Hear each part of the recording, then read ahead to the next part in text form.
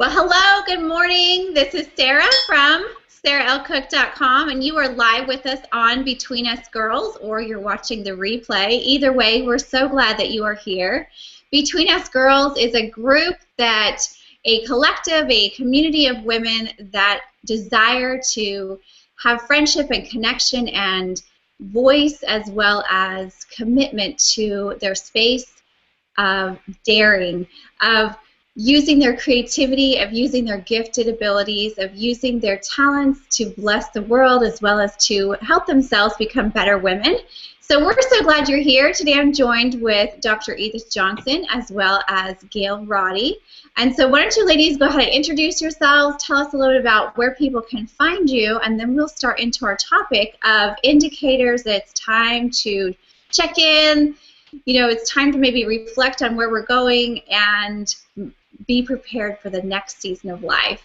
So, Dr. Edith, why don't you share with us a little bit first? All right. I'm Dr. Edith Johnston, and I'm a coach and a licensed counselor, and I'm found at www.howtoinlife.com. So, yeah, one of the things I do is help everybody answer the question, how to. Whether you're going from point A to point B, it's not whether you can or can't, it's how to get there. And so we look at what we have to come and what comes from us to be able to go forward, which will come in handy today as we look at our topic for the day of the indicators on do we need to change our perspective.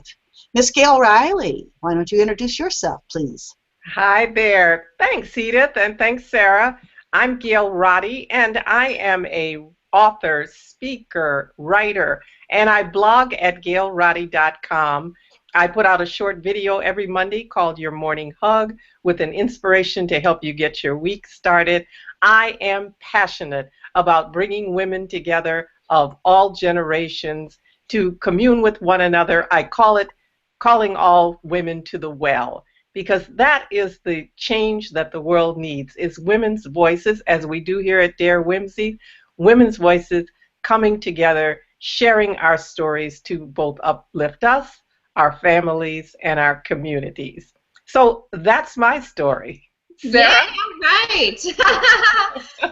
Well, thank you so much for sharing your story, Gail. And like I said, I'm Sarah Cook, and you can find me at SarahLCook.com. And what I bring to the world right this moment is reflections on entrepreneurship. I've been in business for 22 years, as well as family finance, as well a lot about nutrition and growing a family, 3 children that are in their tween teens, and growing a family that is entrepreneurship focused as well as self-reliant and able to use their gifts to bless themselves as well as bless the world. So it's a lot of different topics rolled into one, and it's been fun to get together with these wonderful women at Dare Whimsy. And today we want to talk about indicators that it's time to have more reflection, and we're going to look at what Dr. Edith has to share with us, because often as multi-talents, we have some pretty strong indicators that we need to do some self-checking and some reflection on what's happening with our life, but also how we are responding to it. So why don't you start us off with, how do we know when we need to do some checking in, and what do we do once we know? Dr. Edith. Oh, thank you, Sarah. Yeah, it's true. As a multi-talent and all of our sensitivities and all of our ability to experience life to its fullest and in extreme forms, we usually have some pretty good indicators. Trust your gut. That's one of the first things I like to say, is trust your gut.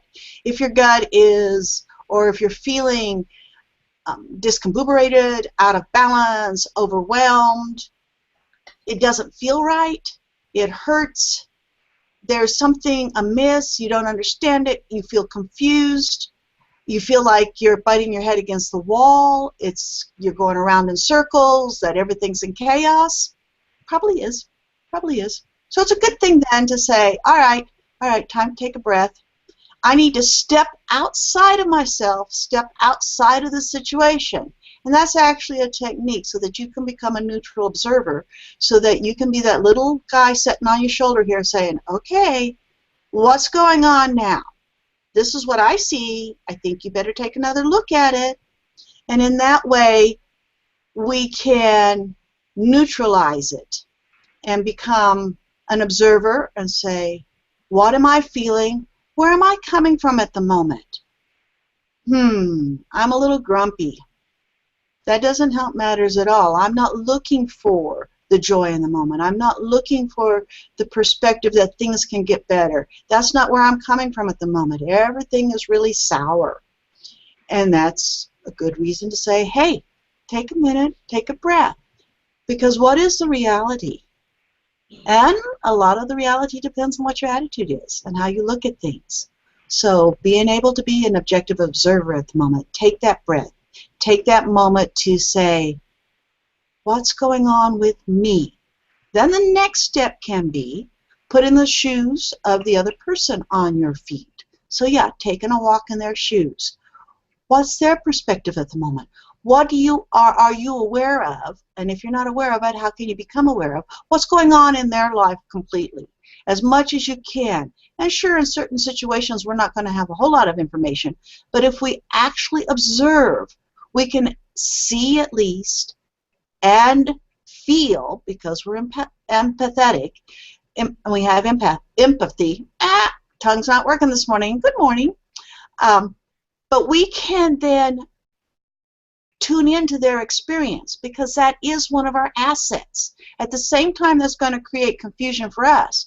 But if we become neutral and we become aware of what their current experience is, that may change our experience and our perspective from being angry with them with having a lot of compassion, because we've been able to observe and get out of our own way to be able to experience what's going on with them.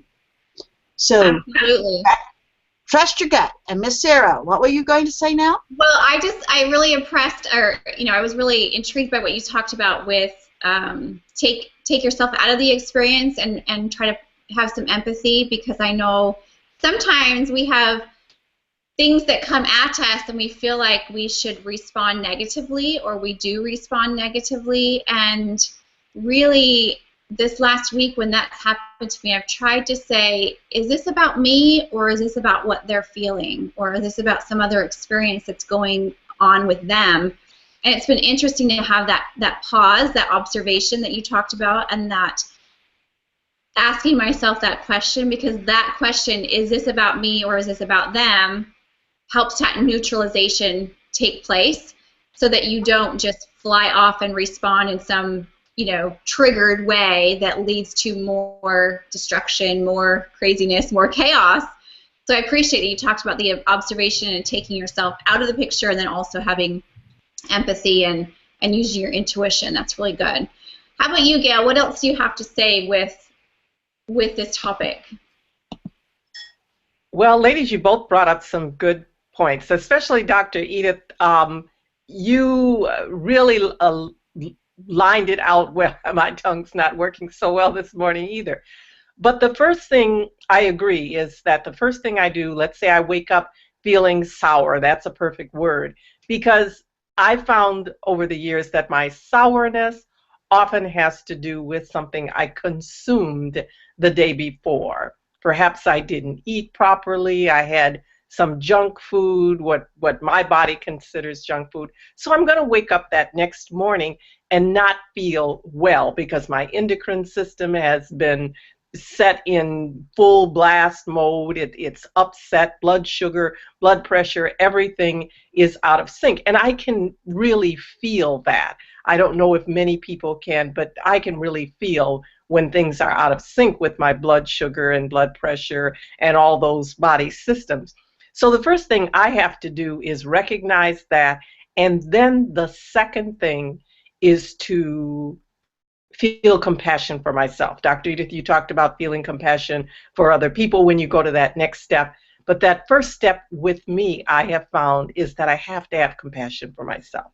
Because I, as many gifted girls can be, I can get into that beating myself up, you know better. You've been through this a million times, you know better, and you still did the deed, and what do you expect? These are the consequences. That whole story we run through our brain to punish ourselves, because there's this myth that if I punish myself, if I beat myself enough, then I won't do this again. And so I have to come with compassion for myself first to recognize that, okay, you know what happened? It's done now. And so just, it's all right. It's all right. Then the second step is to go to, perhaps this was something outside of myself. Perhaps it was an encounter with another person that I empathically took on their pain, their rage, their sorrow, whatever may be the case. And then I have to stop, and I can sort that out usually by, as Edith said, asking that question, that little person on my shoulder that says, is this a true perspective or is this a skewed perspective? So asking the question usually brings up another body sensation that will let me know, trust your gut, let me know whether I'm on the right track, that yes, I have taken on someone's pain, someone's sorrow, someone's rage, someone's fear. And so once I recognize that, then I can feel compassion for them, for their journey, because it is something that they clearly are dealing with, even if it isn't outwardly. They are dealing with it inwardly, and I'm sure there's a lot of fear involved, and they're projecting that outward. So I have to feel compassion for them, and then I feel compassion for myself, that I took this on, and that I now know that the perspective I need to change is that this is not mine. I can take it on and carry it for them for a moment until the awareness arrives, but then I have to let go of it. That's where the self-compassion comes in. I love that you talked about that. I bet with your children, you, as they're growing older, I bet you have to change perspective quite often. You know, funny thing that you said that. It is absolutely true. I know that often when there's deadlines, when there's reports due, when there's tests the next day, when there are things that have to be turned in, the blame often gets targeted on the parents. Why didn't you remind me? Why didn't you, et cetera, et cetera? And that's just because they're feeling that pressure. And early on as a parent, I took that on. And sometimes even still, I take that on and I feel like a bad parent. I feel guilt and shame and remorse and all those things. And Jerry and I are trying to really work through repeating to ourselves, is this my problem? Or is this someone else's problem? Like, do I have a piece to assume in this situation? As you know, do I have a piece to be held accountable for, or do I need to affirm to them that it's going to be somehow okay, whatever happens, it's going to be okay, and that we're going to learn some lessons through this process, and that they are able and qualified to be responsible in the situation, whatever the consequences that's going to come from that lack of responsibility that happen to be choices by them. So it does, you know, you talked about taking on people's energy, and that is it's a real big deal in a family where there's, you know, lots of different people with lots of different personality traits, lots of different ways of handling stress, lots of different ways of processing anger, frustration, excitement, love, joy, blah, you know, all those things. And so it's important for me, I've really had to learn to kind of package my energy, to, you know, to really work on containing my own personal energy so that my own stress doesn't boil over onto my family's. But I've also had to really work to to protect my energy so that I don't take on everyone else's stress. We have some long-term illness in our family, and that is a really hard thing too. And so when I take on the energy of illness because of somebody else having that illness, that can negatively affect how you perform as well. So there's a lot of things that we have to be aware of, not just outside of our families, but within our families also, within our spouse relationships if we're married, or in our parent-child relationships if we are raising children, even after they get older. I know my mom and I have to learn to protect our energy for ourselves when we have disagreements. And she's in New Jersey. I'm in California and she's in New Jersey. And I laugh because, you know, if I say something that she doesn't agree with, there are clear indicators because there is silence on the phone, and so I just learned before I would take that on, and I would get stressed and upset that my mom didn't agree with me, and now I just say, well, it sounds like you don't agree with that. You know, I just kind of try to laugh about it because otherwise I feel like a bad child.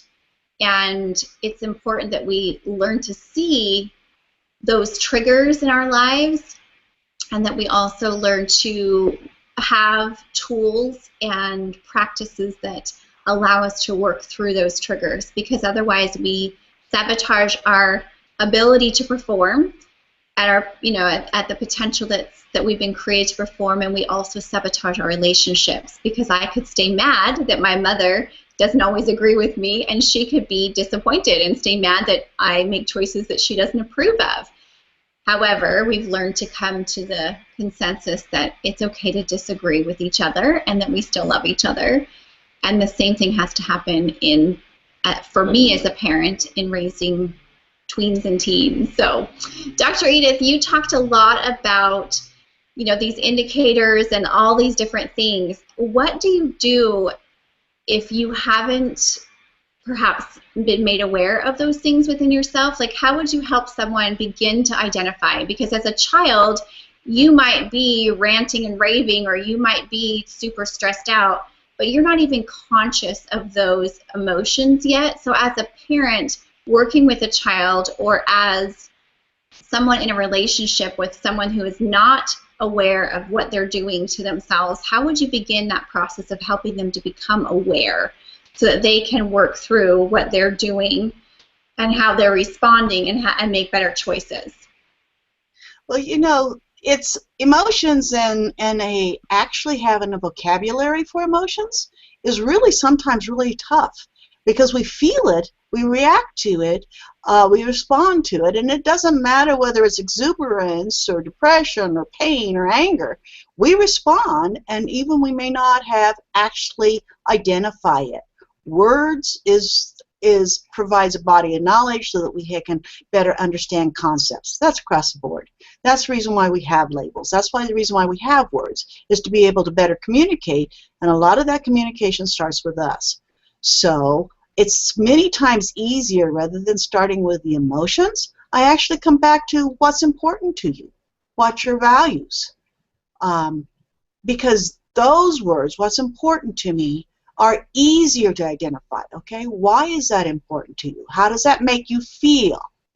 So then we begin to get into the feelings, but they're being able to attach to something that's important to them, so that they can then begin to see, first of all, ask their questions when they're trying to change their perspectives, and look at things, whether they're going to take it on, whether they're going to let go of it, whether they're going to change their direction to be more functional, and that doesn't mean whether it's in business or in life, is that if it's important to me, then usually, if it's important and it's going well, I'm going to feel pretty good.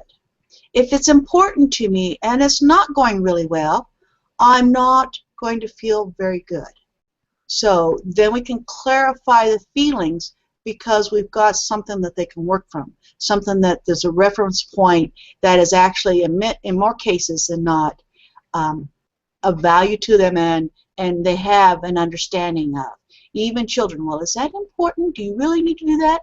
And if we're a 2-year-old, it's going to be, yes! and that's okay, because we have to realize that that level of understanding for them, every moment, is very important. Now, when we get to our tweens and teens, we have more reference points, we actually have more experiences, and it's time for them to be able to start thinking and being able to develop their thinking skills. Again, it's not until we're in our 20s, mid-20s, before our cognitive abilities are really mature. So we have to look at the developmental level. But what's important? Why is important? What's it feel about? And we look at that across the board. And transition, we're all here business women. So one of the things I would like to look at too is, how do we know how to change our perspective in business? And we look at that again from, are we repeating the same thing, getting the same results, and those results are not what we wanted? might be time to change our perspective so that we can change our actions. And sometimes just that little change in perspective, that what I want out of life or what I want out of my business is to be able to serve. Well, if I'm going to be able to serve, then if I'm looking at how I can serve versus looking at the perspective of how I can make money, normally if we're serving, then our money will follow. So reflecting on where we're at today, how that feels, and what's important again, what's important for life values and life values within our business. Gail, what would you add to that? Well, that's so interesting, Dr. Edith, because as you were talking, I was thinking about just that thing. It's about my business, my work, the things that I value as far as being a speaker, writer, blogger, playwright. And I thought the other day I had to chuckle to myself because I've reached a point where I am now achieving the things that are of value to me. They may not be successful by others' standards, but I'm achieving the things that I have wanted for many years. And that gives me the perspective of not only success, but there's a funny twist to it because for years I would ponder to myself, how am I going to get this going? I can't seem to make it work no matter what I do, you know, on and on and on. There would be this, not woe is me, but just I wish I knew the key. I wish I knew the key to open this door. And so now the door is opening. And so when I had so many years of being in that space of how am I going to get this going? And now I've got it going. So there's no more place to say, what am I going to do? What am I going to do? I'm doing it. And so that's a funny change of perspective because it makes you go, I don't have any complaints anymore. I don't have anything that I can say what's wrong with me anymore. And that's kind of a funny perspective. And I know other people go with that. You want to be successful. You want to have the things in your life, whether it's money, whether it's peace of mind, whether it's a companion for love and support. We all want those things. And so when we get them, there is that, well, okay, what do I do now? You have to change your perspective to this is what I wanted.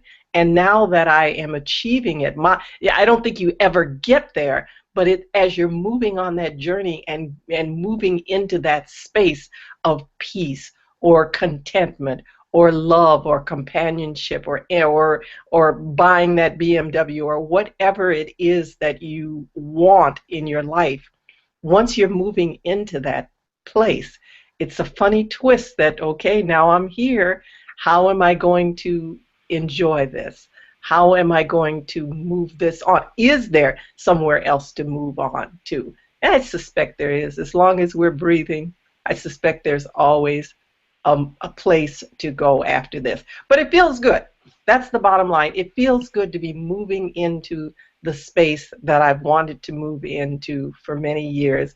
But there is that chuckle I had to have where there's nothing that I can complain about anymore. I'm there.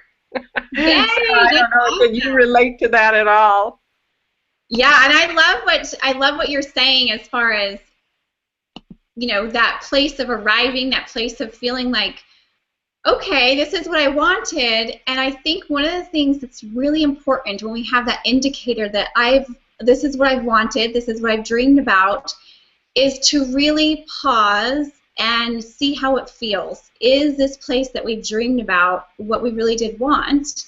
And take some time to see if there's anything that we're doing that might sabotage that from allowing us to have that stay with us, as well as to consider gratitude. I definitely think that when I've arrived at certain places, that pause of gratitude is so key because and really looking at how it feels to be where I'm at, anchoring in those feelings. I know last month I had my best ever month in my direct sales business in 22 years. And what was so interesting for me about that month is that I played a lot more. I had a lot more time with my family. I had a lot more time for creativity.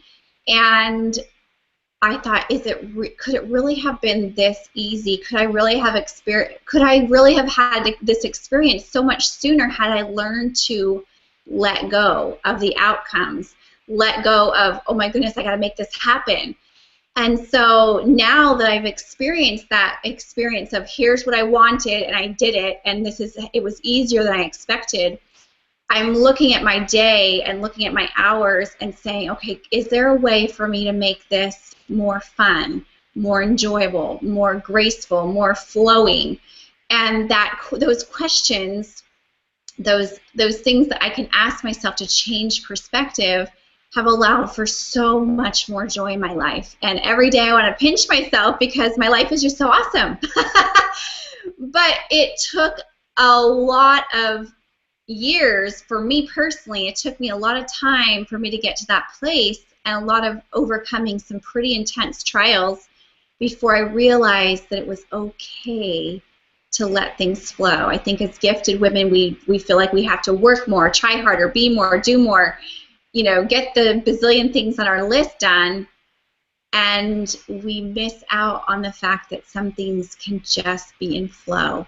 So, Dr. Edith, I would love to have you wrap up a few last things that you'd like to share about this topic today, and then pass the mic over to Gail, and then I'll wrap us up as we close out our show for this week. All right, thanks, Sarah. Yeah, it's a matter of just being aware of yourself and taking time, as each of us has said. It's just that awareness, and yes, awareness of the joy. And with gifted women, it's always, or gifted in general, it's always, if it's easy, it must not be the right thing. And yet, that's what we are. That's who we are, is that we can make things happen easy. It does come naturally, and accepting that. So that's a major change in perspective for all of us. And I guess that's where I would like to emphasize at the moment. Gail, what would you add? Oh, Edith, you just said it all right there, is that as gifted girls, we feel that if it isn't easy, if it's easy, then it must not have value. And it took me years, just as Sarah said, it took me years to finally come to terms with that and recognize that that's, as Sweetie would say, that's the lie from Hades. Because if we are gifted, things are easy. And so we have to acknowledge that. And so the things that I have come to have come easily, and it's so much joy in that. So much joy in ease. We've talked about that. We've had several shows about ease, and it is the key. Boy, I am really getting that. So if that's the last word for the day, I would like to say ease and joy are good things. Absolutely, absolutely. Ease and joy, and wouldn't you agree? I'm sure you each would agree with me that it's probably one of the things that we struggle the most with as gifted women, to allow ourselves to have ease, to allow ourselves to have that joy, to allow ourselves to be in the flow of things. And so as we wrap up today, I want all that are listening, whether you're listening live or to the replay, to consider that your life is valuable and you deserve to have ease and flow and to live in your gifted zone, or multi-zones, your areas of giftedness, and to allow yourself to stop and take some perspective, take some time to look and say, is this what I want? And if it's what I want, how will I go about doing more of it or allowing more of it? And if it's not what I want, what do I need to do to change? Do I need to take a walk, take some breaths? Do I need to color? What is it that I need to do to get myself back into that ease and joy space so that I can experience life that is successful on my own terms? Because each of us deserve to experience life that is successful on our own terms. Thank you so much for being with us today. You have been with Between Us Girls, the women of Dare Whimsy, and you can find us at darewhimsy.com. Every Thursday, we share collaborative posts on insights on the topics that we discuss on our Wednesday shows. And we hope that you'll leave a comment there and tell us your own perspectives so that we can find out a little bit more about you. We also hope that you will follow us home if you find something that is of value to you so that you can learn more about us and what our gifts are and what we bring to the world to bless to bless our own selves as well as to bless others. We will not be seeing you next week or the week after, but we will be seeing you in 2016. And we hope that you have a most wonderful holiday season as well as a joyful new year. Thanks for being with us. Bye-bye.